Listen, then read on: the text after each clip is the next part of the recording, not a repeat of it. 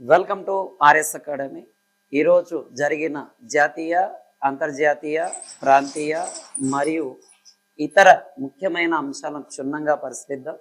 Okay, మనకి ఈరోజు current అఫైర్లో ఏంటి సార్ అంటే గజరాజులకెంత కష్టము అని మనకి ఒక కరెంట్ టాపిక్ రావడం జరిగింది. ఇది మనకి కేంద్ర పర్యావరణ అటవీ శాఖ ఆధారంగా మనకి ఇచ్చిన డేటా. చూడండి, చాలా చాలా ఇంపార్టెంట్. ఇలాంటి ఆధారంగానే మనకి క్వశ్చన్ పడడం జరిగింది. కానీ ఇటీవల చూడండి, మనకి గ్రూప్ 2 ఎగ్జామ్స్ కావచ్చు, నిన్న జరిగిన గ్రూప్ 2 ఎగ్జామ్ లో కూడా మనకి రీసెంట్ డేటాకి సంబంధించి కరెంట్ అఫైర్ డేటా పైన మన క్వశ్చన్లు పడడం జరిగింది. అయితే దాంట్లో భాగంగా మనకి డేటా ఏంటి సార్ అంటే 2021 నుండి 2021-22 ఆర్థిక సంవత్సరం నుంచి 2023-24 సంవత్సరాల మధ్య ఏనుగులు ఎన్ని మరణించాయని డేటా ఇచ్చాడు. అయితే ఈ సంవత్సరాల మధ్య మనకి అంటే 2021-22 నుంచి 2023-24 డేటా ఆధారంగా మరణించిన ఏనుగులు మొత్తం 256 ఏనుగులు అనేవి మరణించాయి. అంటే ఈ సంవత్సర కాలంలో 2021-22 నుంచి 2023-24 మధ్య మొత్తం మరణించిన అంటే ఈ 3 సంవత్సరాల కాలంలో మొత్తం కూడా ఈ 3 ఇయర్స్ టైం పీరియడ్ లో 256 ఏనుగులు మరణించడం జరిగింది. అయితే వీటిలో మనకి ఏది సార్ మరణించినవి అని చూసుకుంటే మనకి 47 ఏనుగులేమో రైలు ప్రమాదాలు ఉన్నాయి. ఈ రైలు ప్రమాదం ఏదైతే ఉంటుందో ఈ రైలు ప్రమాదం ఆధారంగా మరణించినవి 47 ఏనుగులు. అయితే ఈ యొక్క వేటగాళ్ళ వలన అంటే ఈ వేటగాళ్ళ ఉచ్చులు ఏవైతే ఉంటాయో ఈ వేటగాళ్ళ ఉచ్చుల వలన ఎంత సార్ అంటే 27 ఏనుగులు మరణించడం జరిగింది. అదే విషాదాకారంగా మరణించినవి మనకి ఎన్ని సార్ అంటే 11. అదే చూసుకుంటే మనకి విద్యుత్ ఘాతానికి అంటే విద్యుత్ కి బలైన ఏనుగులు దాదాపుగా మనకి 100కు పైగా ప్రాణాలు వదిలాయి. కేవలం 2022-23లో ఇక్కడ గమనించినట్లయితే డేటాలో చూడండి, విద్యుత్ శాఖ ఆధారంగా ఎక్కువగా 2022-23లో ఎక్కువగా మరణించాయి. అంటే ఈ ఏనుగులు ఎక్కువగా ఏ దాని వల్ల మరణిస్తున్నాయి సార్ అంటే విద్యుత్ కారణంగా అంటే విద్యుత్ కరెంట్ షాక్ కారణంగా ఎక్కువగా మరణించడం జరుగుతుంది మనకి. అయితే మన భారతదేశంలో ఈ ఏనుగుల సంరక్షణ కోసం ఏది సార్ అంటే ప్రాజెక్ట్ ఎలిఫెంటా అనే కార్యక్రమాన్ని కూడా ఈ యొక్క భారత ప్రభుత్వం చేపట్టింది. ఎప్పుడు చేపట్టింది సార్ అంటే 1992లో ఈ ప్రాజెక్ట్ ఎలిఫెంటా అనే కార్యక్రమాన్ని చేపట్టడం జరిగింది. ఈ ప్రాజెక్ట్ ఎలిఫెంటా ప్రకారం భారతదేశంలో మొత్తం కూడా 33 ఎలిఫెంట్ రిజర్వులు అనేవి ఉండడం జరుగుతుంది. మొత్తం ఎన్ని రిజర్వులు ఉన్నాయి సార్ అంటే మనకి మొత్తం 33 ఎలిఫెంట్ రిజర్వులు అనేవి భారతదేశంలో ఉండడం జరుగుతుంది మనకి ఇది. అయితే అతిపెద్ద ఎలిఫెంట్ రిజర్వ్ ఎక్కడుంది సార్ అంటే మనకి లంకేరి ఎలిఫెంట్ రిజర్వ్ అనేది పిలుస్తాం, మనకి రాజస్థాన్ లో ఉండడం జరుగుతుంది. అయితే ఆంధ్రప్రదేశ్ లో ఉన్న ఏకైక ఎలిఫెంట్ రిజర్వ్ ఏది సార్ అంటే కౌండిన్యా ఎలిఫెంట్ రిజర్వ్ అనేది మనకి ఉండడం జరుగుతుంది. ఆంధ్రప్రదేశ్ లో ఉన్న ఏకైక ఎలిఫెంట్ రిజర్వ్ అనేది.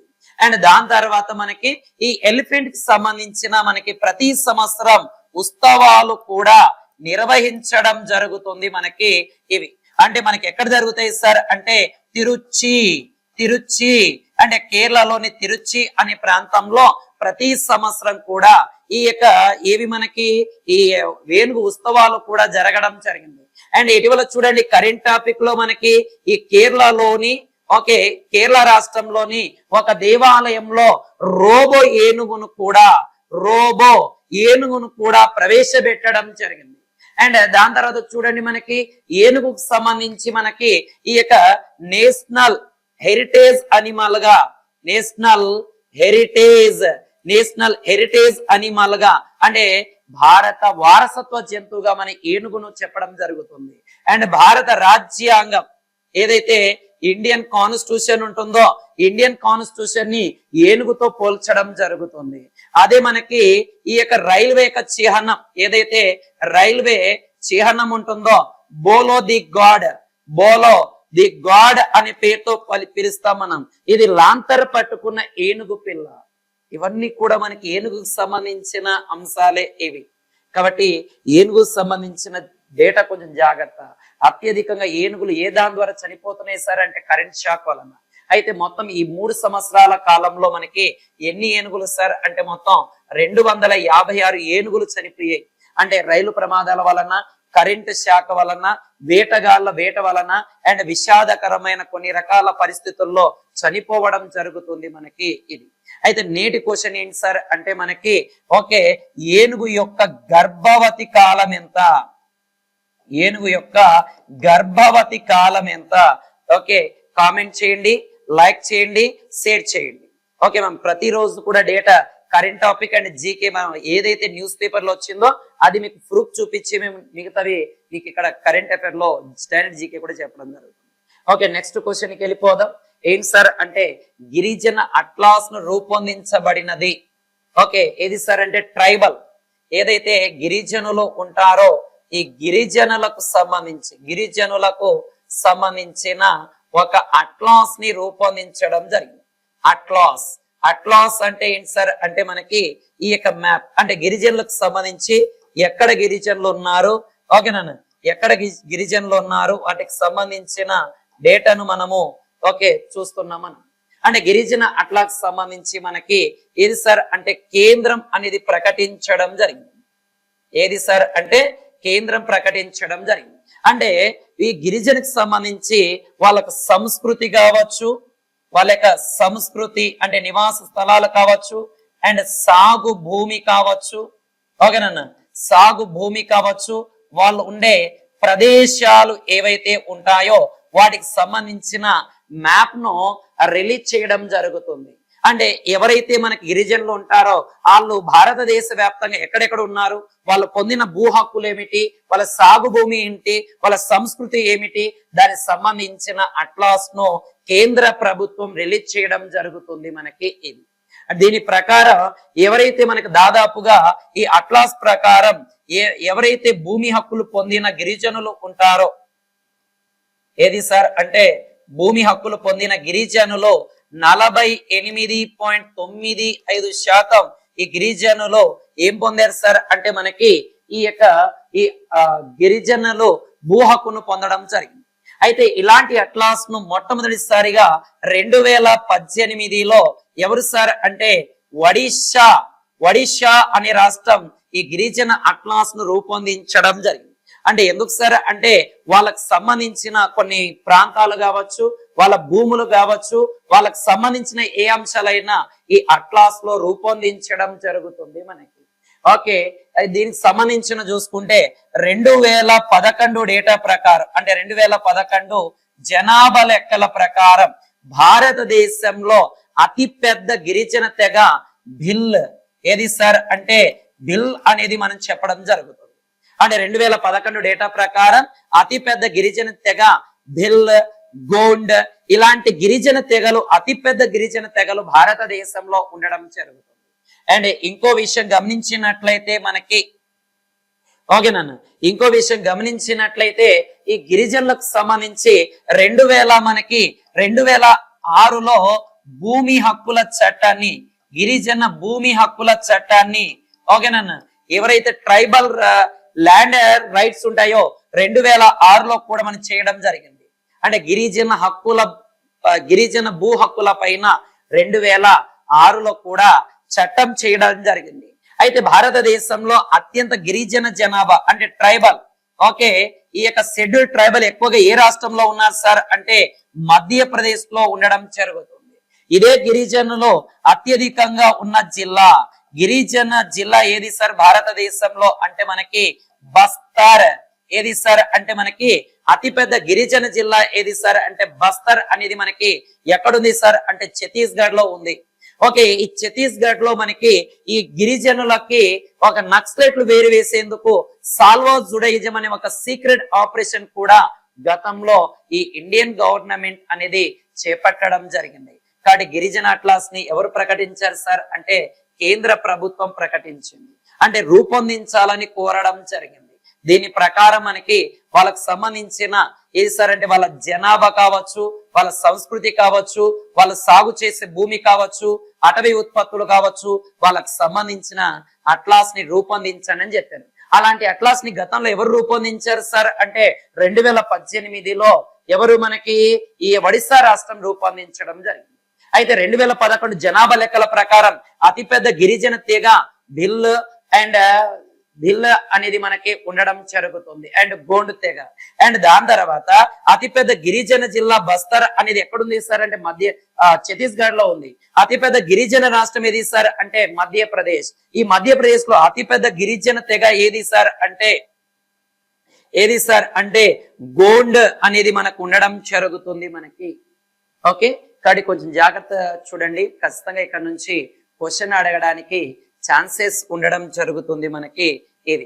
ఓకే, కాబట్టి కొంచెం జాగ్రత్తగా చూడండి అని ఇక్కడ నుంచి మనకి ఎగ్జామ్ పాయింట్ ఆఫ్ వ్యూ లో 100% క్వశ్చన్ పడడానికి ఆస్కారం ఉంది. ఓకే, ఖండాంతర ఖ్యాతిని కాయించిన ఒంగోలు గీత చాలా చాలా ఇంపార్టెంట్ అయినది చూడండి అని మనకి. ఓకే, ఇది ఒంగోలు గీత అనేది భారతదేశంలోనే కాదు ప్రపంచ వ్యాప్తంగా ఒంగోలు గీత ఏది సార్ అంటే ఒంగోలు గీత ప్రపంచ ఖ్యాతిని పొందడం జరుగుతుంది. అంటే దీని యొక్క స్వరం ఏదైతే ఉంటుందో, దీని యొక్క శుక్రకణాలు ఏవైతే ఉంటాయో ప్రపంచ దేశాలకు కూడా భారతదేశం అనేది ఎగుమతి చెందుతుంది. అండ్ ఎందుకు సార్ అంటే ఈ యొక్క ఒంగోలు జాతి అనేది చాలా గంభీరంగా వ్యవసాయానికి అనుకూలంగా ఉండడం జరుగుతుంది మనకి. పశు జాతిలోనే ఓకే రారాజుగా కొన్ని శతాబ్దాల నుంచి కొనసాగడం జరుగుతుంది మనకి ఇది.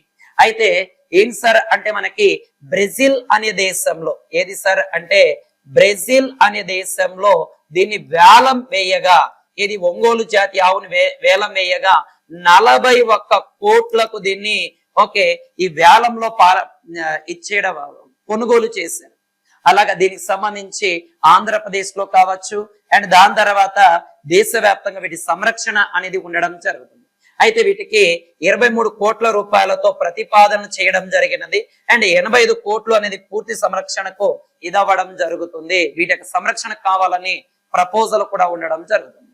అంటే చూడండి మనకి ఆవులు అనే పేరుతో పిలుస్తున్నాం. ఓకేనా, ఒంగోలు జాతి ఆవులు అంటాం. ఓకే, ఇవి ఏంటి సార్ అంటే గంభీరంగా ఉండి వ్యవసాయానికి అనుకూలంగా ఉండడం జరుగుతుంది మనకి ఇది. అయితే ఇదే ఆంధ్రప్రదేశ్ లో మనకి ఒక పుంగనూరు ఆవు అనేది మనకు ఉండడం జరుగుతుంది. ఏది సార్ అంటే పుంగనూరు ఆవు.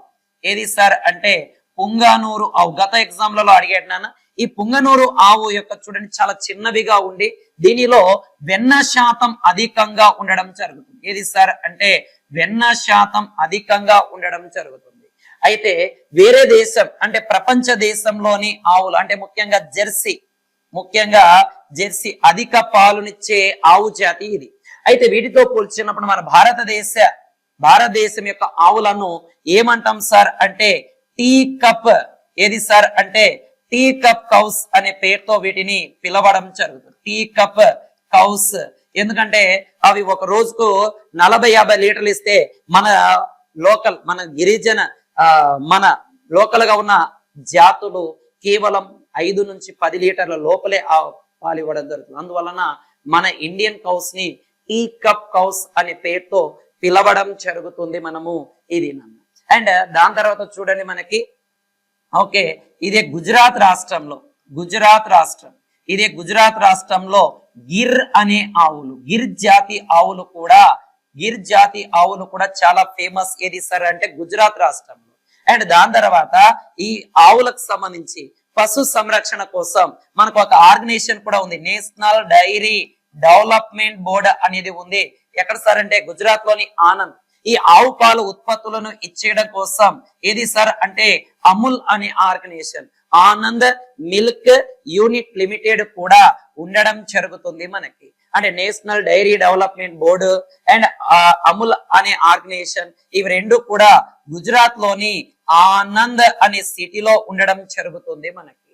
And national dairy research institute కూడా ఉంది. నేషనల్ డైరీ రీసెర్చ్ ఇన్స్టిట్యూట్ ఎక్కడుంది సార్ అంటే మనకి ఇది హర్యానాలోని కర్నాల్ అనే ప్రాంతంలో ఉంది. అంటే ఇవన్నీ కూడా ఆవుకు సంబంధించినవి. కొన్ని ప్రత్యేకమైన ఆవు జాతులు కూడా మనకు ఉండడం జరుగుతుంది. ఓకే, కొంచెం జాగ్రత్తగా ఇచ్చేయండి. దేశీ ఆవులు అంట మహారాష్ట్రలో బాగా famous. Okay, next one current అఫైర్కి వెళ్ళిపోదాం నాన్న. మనం ఏపీలో విద్యుత్ సరఫరా సంబంధించిన డేటా అనేది అంటే 2023-24 సంబంధించిన డేటా. విద్యుత్ సరఫరాలో రోజుకి సగటున ఆంధ్రప్రదేశ్ లో 22 గంటలు. ఓకేనన్న, 22 గంటలు అంటే ముఖ్యంగా గ్రామీణ ప్రాంతాల్లో ఏదైతే గ్రామీణ ప్రాంతాలు ఉంటాయో ఈ గ్రామీణ ప్రాంతాలలో 2023-24లో సగటున వన్ డేకి ఎంత సార్ అంటే సగటున వన్ డేకి 22 గంటలు అందించడం జరిగింది. అయితే దీంట్లో ఆంధ్రప్రదేశ్ ఒకటే కాదు మనకి. ఏది సార్ అంటే గుజరాత్ రాష్ట్రం కావచ్చు, అండ్ తమిళనాడు అండ్ మహారాష్ట్ర రాష్ట్రాలు కూడా ఉండడం జరుగుతుంది మనకి ఇది. అది దేశంలోని పట్టణాల్లో గమనించినట్లయితే ఏది సార్ అంటే దేశంలోని పట్టణాల్లో విద్యుత్ సరఫరా విషయానికి వస్తే ఓకే, పట్టణాలలో చూసుకుంటే 23.4 గంటలు అంటే వన్ డేలో 23.4 అవర్స్ మనకి ఈ కరెంట్ అందించడం జరిగింది. దీంట్లో ఫస్ట్ ప్లేస్ లో ఏది ఉంది సార్ అంటే పట్టణాలలో కేరళ అండ్ తెలంగాణ అండ్ తమిళనాడు, ఢిల్లీ. ఓకేనన్న, తమిళనాడు ఢిల్లీలో కూడా మనకి ఢిల్లీలో కూడా మనకి ఉండడం జరుగుతుంది. అయితే 24 గంటలు కూడా ఉండడం జరుగుతుంది కొన్ని చోట్ల. అంటే యావరేజ్ గా 24 గంటలు కూడా ఉండడం జరుగుతుంది మనకి ఇది. కాబట్టి కొంచెం జాగ్రత్తగా చూడండి అన్న ఎన్ని గంటలు ఉన్నాయి. అది మనకు పట్టణాల్లో గమనించినట్లయితే ఓకే, పట్టణాలలో ఓకే ఏది సార్ అంటే మనకి ఇక్కడ 24 గంటలుగా ఉంది. ఏపీ అండ్ పశ్చిమ బెంగాల్, మహారాష్ట్రలో ఆంధ్రప్రదేశ్ ఓకేనా, ముఖ్యంగా ఏది సార్ అంటే ఆంధ్రప్రదేశ్, ముఖ్యంగా ఆంధ్రప్రదేశ్ లోని పట్టణాల్లో చూసుకుంటే ఏపీలోని పట్టణాలలో గమనించినట్లయితే 23.9 గంటల పాటు అందించారు. అంటే ఆంధ్రప్రదేశ్ అయితే చూడండి నాన్న మనకి ఆంధ్రప్రదేశ్ లో 23.9 గంటలు ఉండడం జరుగుతుంది మనకి ఇది. ఓకే, కానీ గ్రామీణ ప్రాంతాల్లో విద్యుత్ గంటల్లో ఇది రాజ్యసభలో కేంద్ర విద్యుత్ శాఖ ప్రకటించినది. మహారాష్ట్రలో 23.8 అండ్ గుజరాత్ లో ఎంత సార్ అంటే 23.7, ఆంధ్రప్రదేశ్ లో 23.6 అండ్ తమిళనాడులో 23.5, ఒడిస్సాలో 23.4, పశ్చిమ బెంగాల్లో 23.4, తెలంగాణలో 21.9, కర్ణాటకలో 21.4. అంటే గ్రామీణ ప్రాంతాలలో ఎంత పర్సెంటేజ్ ఉంది అనేది కూడా మనకి ఇవ్వడం జరిగింది. కాబట్టి ఇవి ఇలాంటి డేటా మనకి ఎకానమీ కరెంట్ అఫైర్ లో అడగడం జరుగుతుంది. కొంచెం జాగ్రత్తగా ఇలాంటి వాటిపైన ఫోకస్ పెట్టండి. ఓకే, దాని తర్వాత నెక్స్ట్ కరెంట్ అఫైర్కి వెళ్ళిపోదన్నాను. ఆరోగ్య భారతం అత్యవశ్యం అని ఇచ్చాడు. అంటే నరేంద్ర మోడీ మాన్ కీ బాత్ కార్యక్రమం ఏది సార్ అంటే మాన్ కీ బాత్ కార్యక్రమంలో కొన్ని అంశాలు ప్రస్తావించడం జరిగింది. అంటే ఫస్ట్ వన్, భారతదేశంలో ఓకే స్థూల కావ్యత్యం అనేది పెరిగిపోతుంది. ఏది సార్ అంటే స్థూల కాయుల సంఖ్య రోజు రోజుకి పెరిగిపోవడం జరుగుతుంది మనకి ఇది. అంటే స్థూల కాయుత్వం అంటే ఏంటి సార్ అంటే ఒబిసిటీ. అయితే దీనిలో భాగంగా స్థూల కావ్యత్వానికి సంబంధించి ఒక సవాలుని విసరడం జరుగుతుంది మనకి ఇది. ఏంటి సార్ అంటే ప్రతి ఒక్కరూ వంట వినియోగంలో ఏది సార్ అంటే ప్రతి ఒక్కరూ వంట వినియోగం ఏదైతే ఉంటుందో ఈ వంట వినియోగంలో వంట నూనె అంటే ఏదైతే ఆయిల్ ఉంటుందో 10% డిక్రీజ్ చేయండి అని 10 మందికి సవాల్ విసురుతున్నా ఆ 10 మంది ఇంకా ఒక్కొక్కరు 10 మందికి సవాల్ విసరండి అని కూడా చెప్పడం జరిగింది. అంటే రోజు రోజు ఒబిసిటీ అంటే స్థూలకావితుల సంఖ్య రోజు రోజుకి ఏమవుతుంది, ఇంక్రీజ్ అవుతూ ఉంటుంది. ఆ ఇంక్రీజ్ అవుతున్న దాన్ని తగ్గించాలి అంటే ప్రతి ఒక్కరు కూడా మనం చేసే వంటలలో 10% అని తగ్గించాలి. ఇది 10 మందికి నేను సవాల్ విసురుతున్నా, మీరు కూడా ఇంకో 10 మందికి సవాల్ విసరండి అని ఇవ్వడం జరిగింది. అండ్ దాని తర్వాత మహిళలకు గౌరవించాలి అని కూడా ప్రకటించడం జరిగింది. ఏది సార్ అంటే మహిళలను సంబంధించి ఒక డేటాను ప్రకటించారు మనకి. అంటే మహిళలు వేరు వేరు రంగాలలో ఉన్నారు, వాళ్ళను ప్రోత్సహించాలి అంటే నారీ శక్తిని ప్రోత్సహించాలి. ఏది సార్ అంటే నారీ శక్తిని ప్రోత్సహించాలి అని చెప్పడం జరిగింది. అండ్ దీనికి సంబంధించి వచ్చే నెల అంటే మార్చి 8వ తారీఖు సంబంధించి ఓకే ఇంటర్నేషనల్ ఉమెన్ డే సందర్భంగా ఓకేనన్నా ఏదైతే తన సోషల్ మీడియా ఖాతాలు ఉంటాయో వీళ్ళను మహిళలకు అప్పజెపుతాను అని చెప్పాడు. అంటే గతంలోని 2020లో తన సోషల్ అకౌంట్ ఏదైతే ఉంటుందో 2020 మార్చి 8న ఈ సోషల్ అకౌంట్ ఎవరైతే ఉన్నారో కొంతమంది మహిళలకు అప్పజెప్పాడు. అంటే ఇప్పుడు పూర్తిగా ఈ యొక్క తన సోషల్ అకౌంట్స్ ని పూర్తిగా మహిళలకు అప్పజెపుతాను అని కూడా ఈ రెండో అంశంగా చెప్పడం జరిగినది. అండ్ దాని తర్వాత ఇస్రోకు సంబంధించిన డేటా మూడవది కూడా ప్రకటించారు. ఎందుకంటే గత నెలలో ఇస్రో అనేది 100వ రాకెట్ ప్రయోగం అనేది చేయడం జరిగినది. దీనికి సంబంధించి విజయవంతంగా ప్రయోగించినది. ఇది ఒక అద్భుతమైన విజయం అని ప్రస్తావన కూడా ఈ మన్ కీ బాత్ కార్యక్రమంలో ప్రస్తావించడం జరిగింది. ఇంకో 4వ అంశం ఏంటి సార్ అంటే జింకా అనురాధ. ఏది సార్ అంటే జింకా మహిళ. ముఖ్యంగా ఏంటి సార్ అంటే జింకా మహిళ. ఎవరు సరే జింకా మహిళ అంటే అనురాధ రావు. చాలా చాలా ఇంపార్టెంట్ నాన్న. జింకా మహిళగా ఎవరిని పిలుస్తాం సార్ అంటే అనురాధ రావు. ఈమె ఎవరు సార్ అంటే అండమాన్ నికోబార్ దీవుల్లో ఉండే వన్ ఆఫ్ ద మహిళ అన్న. అంటే అండమాన్ నికోబార్ లో ఈ యొక్క ఉండే జంతువులు జింకల సంరక్షణ కోసం పాటి పడుతున్న ఆమెగా చెప్పడం జరుగుతుంది. అంటే ఇక్కడ గుర్తుపెట్టుకున్న నరేంద్ర మోడీ మన్ కీ బాత్ కార్యక్రమాల్లో మొత్తం ప్రధానంగా ఒక 4 అంశాలు ప్రస్తావించాడు. ఒకటి ఏంటి సార్ అంటే స్థూల కావిత్వానికి సంబంధించిన అంశం. అంటే ఈ వంట నూనెలలో 10% తగ్గించండి, ఈ 10% తగ్గిస్తూ ఇంకో 10 మందికి సవాల్ విసరండి అని చెప్పాడు. అండ్ రెండవది మహిళలు నారీ శక్తిగా ప్రోత్సహించండి. అండ్ తన సోషల్ మీడియా ఖాతాలను మహిళలకు అప్పచెప్తాను అంటే గతంలో 2020 మార్చి 8న సోషల్ మీడియా ఖాతాలను అప్పచెప్పాడు. అండ్ దాని తర్వాత ఇస్రో 100వ రాకెట్ ప్రయోగించింది కాబట్టి ఆ 100వ రాకెట్ కి సంబంధించిన డేటాను కూడా ఇతను ప్రస్తావించడం జరిగింది. నెక్స్ట్ వన్ 4వది జింకా మహిళ అనురాధ. అంటే అండమాన్ నికోబార్ దీవుల్లో వన్ ఆఫ్ ద లేడీ ఎవరు సార్ అంటే జింకా అనురాధ. జింకా మహిళగా పిలువబడుతున్న అనురాధ అంటే అండమాన్ నికోబార్ దీవులలో ఈ యొక్క జంతు సంరక్షణ కోసం ప్రధానంగా పాటుపడిన మహిళగా చెప్పడం జరుగుతుంది. కానీ ఈ మన్ కీ బాత్ లో 4 రకాల అంశాలు నిన్నటి ఆదివారం ప్రకటించారు. అంటే ప్రతి నెలలో 4వ ఆదివారం ఈ మన్ కీ బాత్ కార్యక్రమం నిర్వహించడం జరుగుతుంది. కానీ దానికి సంబంధించిన డేటా నెక్స్ట్ వన్ క్వశ్చన్ కి వెళ్ళిపోదాం. మనకి 2 ట్రోఫీలు 2 టోపీలు 2 ట్రోఫీలు అని మనకి ఇక్కడ ప్రస్తావించడం జరిగింది. అంటే ఏది సార్ మనకి ఐసీసీ అవార్డుకి సంబంధించిన data. ICC award international cricket council కి సంబంధించిన అవార్డులు 2 అవార్డులను ఎవరు గెలుపొందారు సార్ అంటే జస్ప్రీత్ బుమ్రా. ఏది సార్ అంటే జస్ప్రీత్ బుమ్రా అనే వ్యక్తి గెలుపొందడం జరుగుతుంది. మనకి ఎవరిన జస్ప్రీత్ బుమ్రా ఇండియన్ బౌలర్ అయిన జస్ప్రీత్ బుమ్రా అనే వ్యక్తి.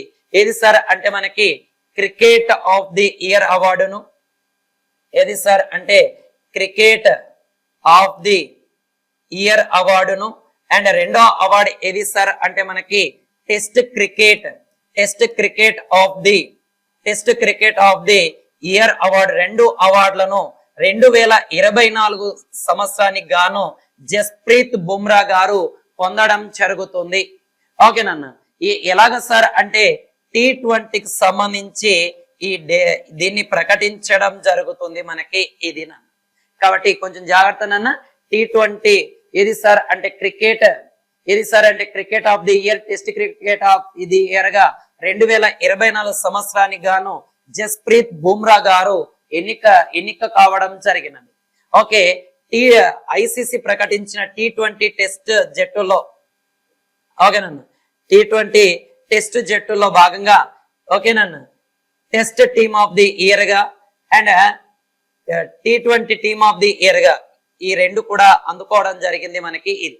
కానీ ఈ రెండు అవార్డులను కొంచెం జాగ్రత్తగా గుర్తు పెట్టుకున్నాను. నెక్స్ట్ క్వశ్చన్కి వెళ్ళిపోదాం.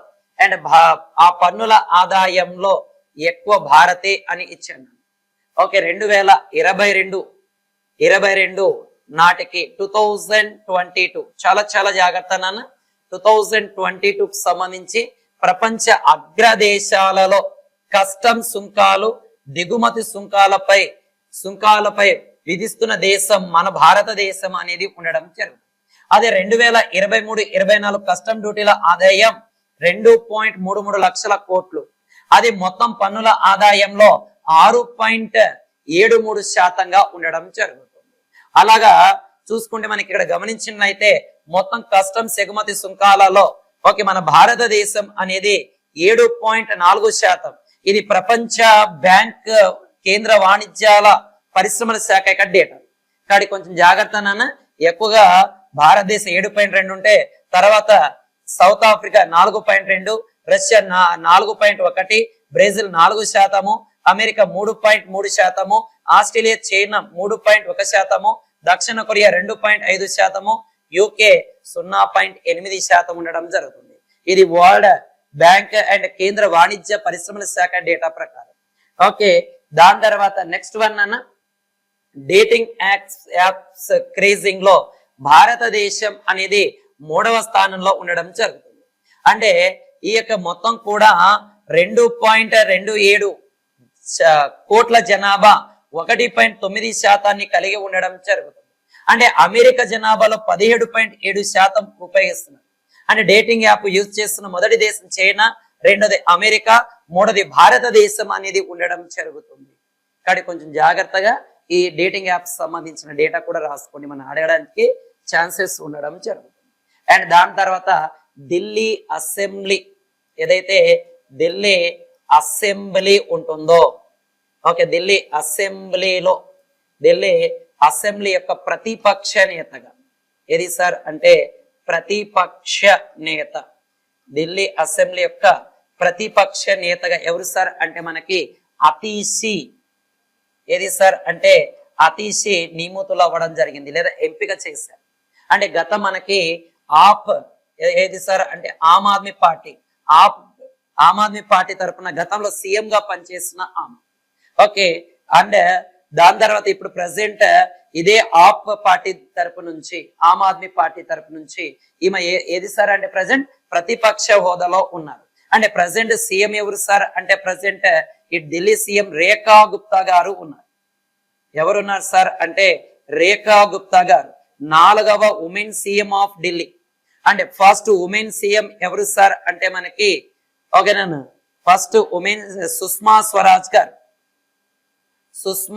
స్వరాజ్ గారు ఉండడం జరుగుతుంది. రెండోది షీలా దీక్షిత్ ఓకే 1998 నుంచి 2013 వరకు పనిచేశారు, 2013 వరకు. అండ్ 3వ మహిళ ఏది సార్ అంటే అతీషి. ఇప్పుడు ప్రజెంట్ ఎవరున్నారు సార్ అంటే Rekha Gupta in present Delhi CM, 4వ ఉమెన్ సీఎం గా పనిచేయడం జరుగుతుంది మనకి ఇది. కానీ కొంచెం జాగ్రత్త, ఇలాంటి విషయాలు మనకి ఎగ్జామ్ పాయింట్ ఆఫ్ లో అడగడానికి ఛాన్సెస్ ఉంది. ఓకే, నెక్స్ట్ క్వశ్చన్కి వెళ్ళిపోదన్న. ఓకే, పిఎల్ ఓకేనన్న, ఇది సార్ అంటే మనకి ప్రధానంగా పిఎల్ఎఫ్ నివేదిక, పీరియాడిక్ లేబర్ సంబంధించిన ఒక డేటాను ప్రకటించారు. ఎందుకు ఈ డేటాను ప్రకటించారంటే ఇక్కడ చూడండి, ఉపాధిలో వ్యవసాయమే మేటి అని ఒక డేటా ఇవ్వడం జరిగింది. అంటే దేశంలో దాదాపుగా ఈ వ్యవసాయ రంగం ఏదైతే ఉంటుందో ఈ వ్యవసాయ రంగం 46% జీవన ఉపాధి కల్పిస్తుంది.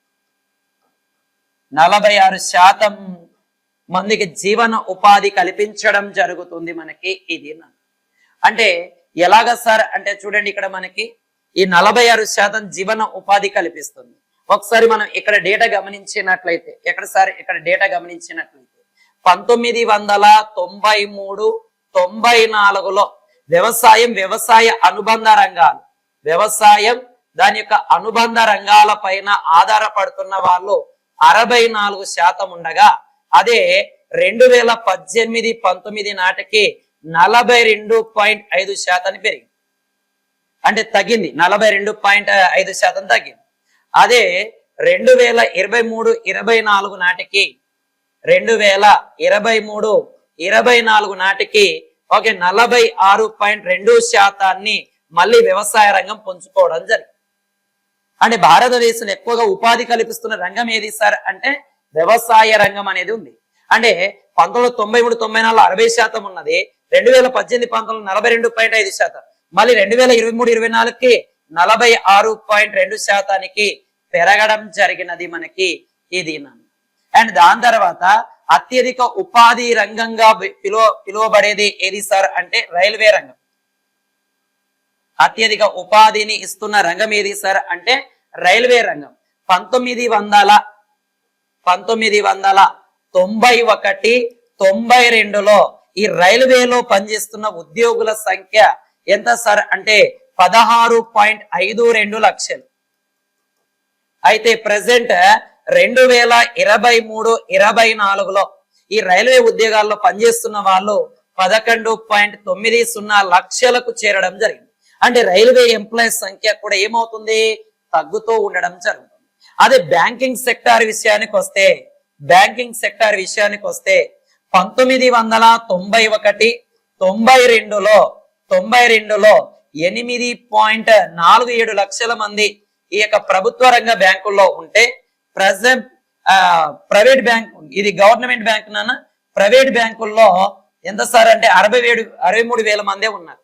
కానీ 2023-24 నాటికి ఈ యొక్క గవర్నమెంట్ బ్యాంకుల్లో పనిచేసే వాళ్ళు 7.46 లక్షల మంది ఉంటే, అదే ప్రైవేట్ బ్యాంకుల్లో పనిచేసే వాళ్ళు 8.74% పెరగడం జరిగింది, 7.4 లక్షలకు పెరగడం జరిగింది. అంటే ప్రభుత్వ రంగాల కంటే ప్రైవేట్ రంగాలలో ఉపాధి అనేది పెరగడం జరిగింది. అదే ఈ యొక్క ఐటీ రంగంలో ఉపాధి ముఖ్యంగా ఏది సార్ అంటే TCS, Infosys, Wipro, HPCL, tech Mahindra 2020 నాటికి 11.49 లక్షలు ఉంటే 2024 నాటికి 15.34%. అంటే ప్రైవేట్ రంగాల్లో పెరుగుతున్నారు. దాంతో పాటు అత్యధికంగా వ్యవసాయ అనుబంధ రంగాలలో కూడా ఉపాధి అనేది పెరుగుతుంది. అంటే గతంలో ప్రభుత్వ రంగాల్లో పెరుగుతుంటే ఇప్పుడు ప్రైవేట్ రంగాలలో దాని యొక్క పర్సంటేజ్ అనేది రోజు రోజుకి పెరుగుతూ రావడం జరిగినది. దాని తర్వాత నెక్స్ట్ వన్ చూడండి అన్న, పాక్ బంగ్లా చట్టా పట్టాలని ఇచ్చాడు.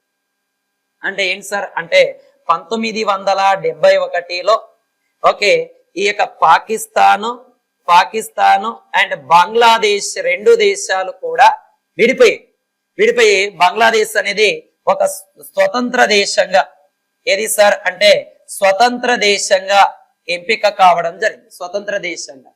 అయితే ప్రజెంట్ ఇటీవల ఏమైంది సార్ అంటే ఈ పాకిస్తాన్ నుంచి బంగ్లాదేశ్ కి కొన్ని రకాల ఆహార పదార్థాలు ఎగుమతి అనేది అవుతుంది బంగ్లాదేశ్ కి. అంటే పాకిస్తాన్ నుంచి బంగ్లాదేశ్ కి ఆహార పదార్థాలు ఎగుమతి చేయడం జరిగింది. ఇటీవల చూడండి, పాకిస్తాన్ కావచ్చు, బంగ్లాదేశ్ లో కావచ్చు, రెండు దేశాల్లో ఏది సార్ అంటే ఎకనామికల్ ఎమర్జెన్సీ అనేది రావడం జరిగింది. ఇటీవల చూడండి, బంగ్లాదేశ్ లో మనకి ప్రధానంగా అక్కడ పనిచేస్తున్న షేక్ హసీనా అనే ప్రధానమంత్రిని కూడా అక్కడ నుంచి తరివేశారు. అండ్ దాని తర్వాత పాకిస్తాన్ లో కూడా ఇమ్రాన్ ఖాన్ ని ఒక జైలు నుంచి జైలుకు పంపించారు. అంటే నవాజ్ షరీఫ్ గారు ప్రజెంట్ అక్కడ ప్రధానమంత్రి ఉన్నారు. కాబట్టి ఈ అంశాలను కొద్దిగా జాగ్రత్తగా అక్కడ గమనించుకోండి మనకి ఇది అన్న. లాస్ట్ వన్ కరెంట్ అఫైర్ చూడండి అన్న. 2025 బయో ఏసియా సదస్సు ఎక్కడ సార్ అంటే మనకి హైదరాబాద్ లో జరగబోతుంది. ఏది సార్ అంటే 2025 బయో ఏషియా సదస్సు 2 రోజుల పాటు ఈ నెల 25, 26 ఫిబ్రవరి 25, 26లో జరగబోతుంది. ముఖ్యంగా ఏది సార్ అంటే జీవ వైవిధ్యం పైన కావచ్చు, అండ్ హెల్త్ ఆరోగ్యం పైన, ఔషధ రంగాల పైన పురోగతి కోసం ఈ సదస్సు ప్రధానంగా జరగబోతుంది. కాబట్టి కొంచెం జాగ్రత్తనన్న 2025 బయో ఏషియా సదస్సుకు సంబంధించి మొత్తం డేటా 2025, 26 తేదీలో ఏం జరుగుతుంది, దానిపైన చర్చించారు మనం మొత్తం కూడా ఇది చూద్దాం అన్న. దీనికి సంబంధించి పూర్తి డేటా కావాలంటే మీరు ఒకటేనన్నా ఆర్ఎస్ అకాడమీ కర్నూల్ అనే ఒక యాప్ ని డౌన్లోడ్ చేసుకోండి. దాంట్లో మేము పూర్తిగా దీన్ని ఇన్ఫర్మేషన్ పంపిస్తాం. అండ్ దాని తర్వాత మన చాలా మంది కామెంట్ చేస్తున్నారు టాపిక్ వైడ్ గా చేయండి సార్ అని. టాపిక్ వైడ్ గా కావాలి అంటే మన ఆర్ఎస్ అకాడమీ కర్నూల్ అనే యాప్ లో మీకు టాపిక్ వైజ్డ్ గా ఉంటాయి. అది మనకి ఏంటి సార్ అంటే ఫ్రీ క్లాసులు మేము దాంట్లో అప్లోడ్ చేస్తున్నాము. ఓకే, ఆర్ఎస్ అకాడమీ కర్నూల్, మీ స్వామి సార్, జై హింద్.